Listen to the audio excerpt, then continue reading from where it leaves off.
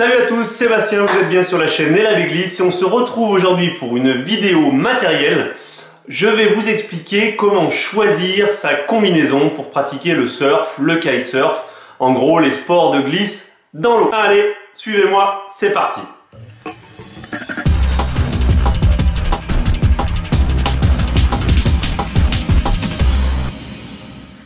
Bon, la première chose quand on parle de combinaison néoprène, avant même de savoir quelle combinaison choisir, c'est savoir comment ça fonctionne. Bon, ce qu'il faut savoir, c'est que 99% des combinaisons, elles sont semi-dry. Comment est-ce qu'une combinaison semi-dry fonctionne? C'est très simple. Vous avez en fait une légère pellicule d'eau qui passe à l'intérieur de la combinaison et qui reste entre le néoprène et votre peau. C'est le réchauffement de cette petite pellicule d'eau par la chaleur créée par votre corps qui va vous isoler et vous maintenir au chaud. Moins il y a d'entrée et de sortie d'eau, plus votre combinaison va vous tenir chaud, mieux vous allez être et plus vous allez rider longtemps. Ok, maintenant ce petit point de fonctionnement vu, voyons quel type de combinaison on peut choisir et sur quel détail s'arrêter. Bon, déjà ce qui est clair, c'est qu'une combinaison, vous allez la choisir en fonction de différents facteurs. Votre frilosité, la pratique que vous voulez avoir avec cette combinaison, quel sport, dans quelles conditions, et bien entendu les conditions météorologiques dans lesquelles vous allez pratiquer. Si on prend les combinaisons sous forme de grandes familles, il existe deux grandes familles.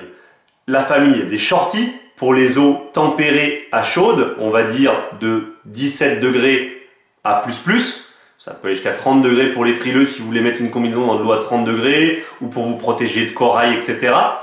Et puis, ce qu'on appelle les intégrales pour les eaux de 17 à moins. Donc on commence avec les shorties. Les shorties, c'est si vous pratiquez dans une eau peu froide. Ça va vous permettre de vous protéger du soleil, ça va vous permettre d'avoir une déperdition de chaleur moins importante et donc vous allez pouvoir pratiquer plus longtemps. Généralement, le shorty, vous le trouvez en 1 mm, 2 mm, éventuellement 3 mm d'épaisseur. Le shorty, pourquoi il s'appelle shorty? Tout simplement parce que fréquemment, il a les bras courts, les jambes courtes. Vous êtes donc protégé sur les zones qui sont les plus fragiles, le torse, le dos, où vous avez le plus de déperdition de chaleur et donc vous pouvez pratiquer plus longtemps. Ça vous protège aussi du soleil, ça vous protège du corail, ça vous protège des rochers, de toutes les petites choses qui pourraient vous faire des petits bobos au niveau de la peau. Encore une fois, mais quel poète! Bon, maintenant on passe aux choses sérieuses, on passe aux riders, aux vrais, ceux qui vont dans l'eau même quand elle est en dessous de 17 degrés. Pour vous, la combinaison à choisir, c'est ce qu'on appelle la combinaison intégrale. L'intégrale, elle recouvre vos bras, elle recouvre vos jambes et elle est en général plus épaisse sur les parties vitales, torse, dos, où on va demander d'avoir un petit peu plus de chaleur.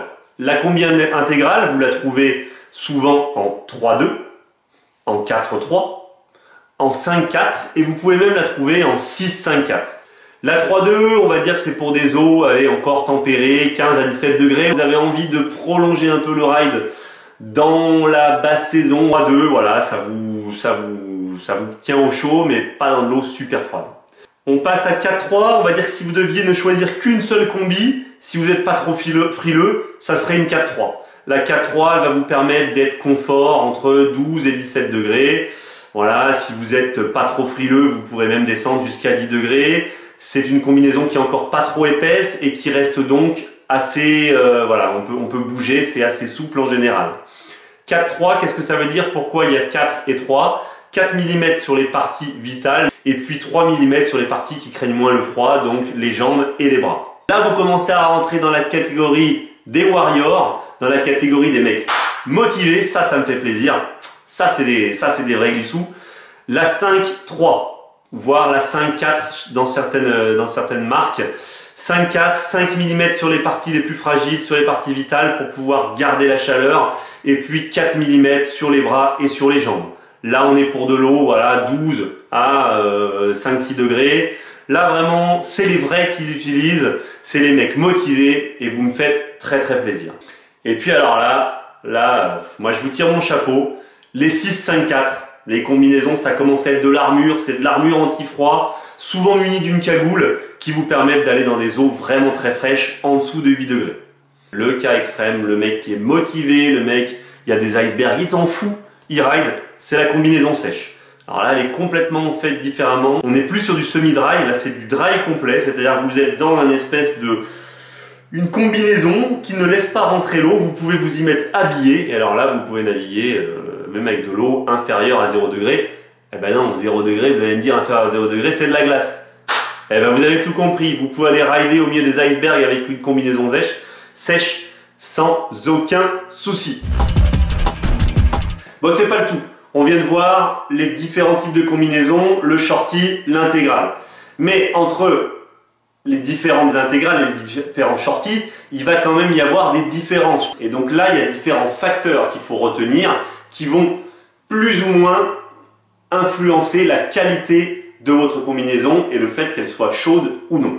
Le premier facteur, c'est le stretch. Rappelez-vous ce que je vous disais tout à l'heure. Maintenir une petite pellicule d'eau entre la combinaison et vous, mais limiter les flux entrée-sortie.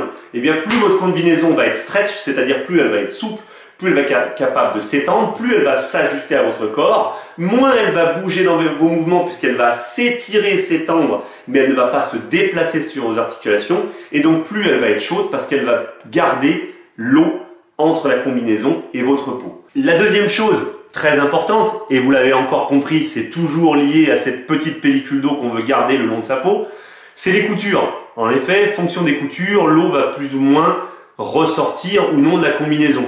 Vous avez des coutures simples, voilà, les panneaux de néoprène sont cousus entre eux, et là forcément vous allez avoir des entrées et sorties d'eau plus fréquentes, l'eau va perdre et va passer à travers la combinaison.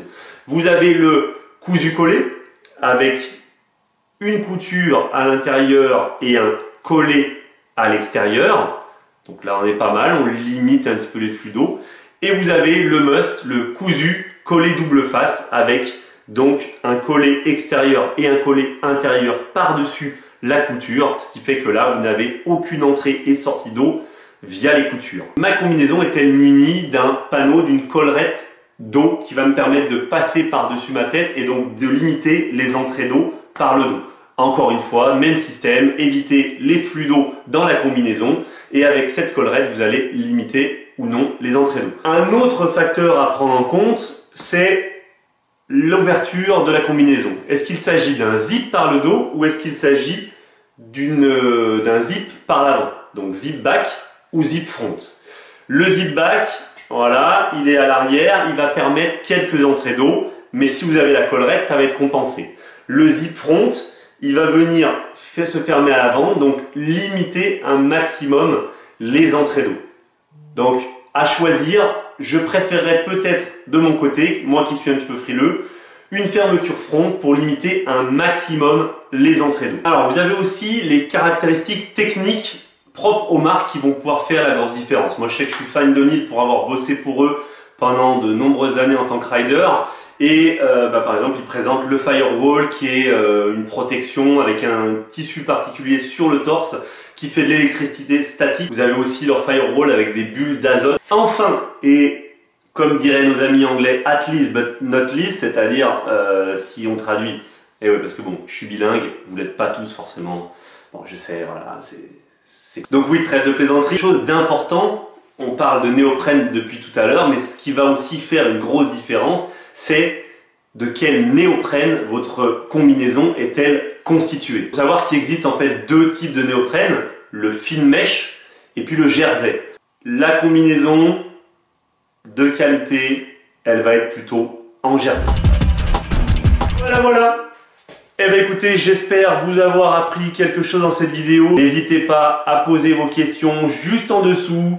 N'hésitez pas à lâcher le petit pouce bleu comme d'habitude. Je vous dis à très bientôt. N'oubliez pas, life is the beach. On se prend pas la tête, on se fait plaisir. Ciao!